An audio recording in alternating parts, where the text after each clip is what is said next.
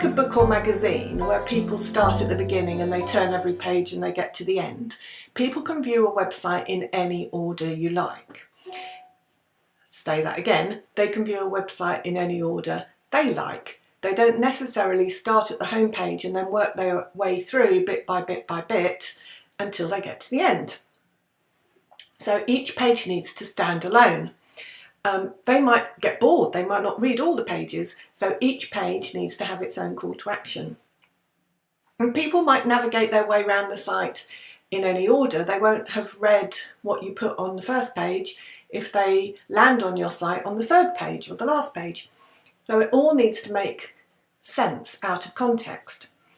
Now, people like finding their own way around a website. They don't like being told, this is page 1, this is page 6. I know websites don't work like that, but people have power to navigate their own route, to choose their own journey through your website. And you need to make it easy for them if you've got certain information there that you think they desperately ought to find.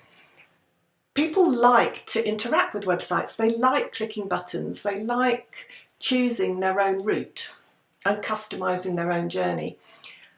So buttons rather than text link, coloured buttons that say continue or next are a really good way of getting people to take that journey.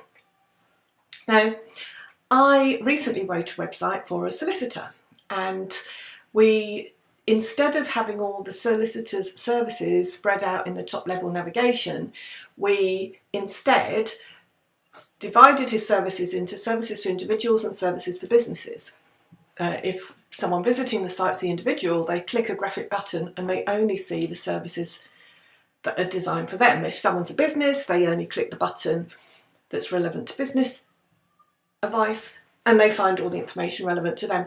Estate agents are usually really good at this. They know they've got 4 markets. They've got buyers, sellers, renters and letters, and they will have buttons or graphics so that someone landing on their website only finds the bit of information that applies to them.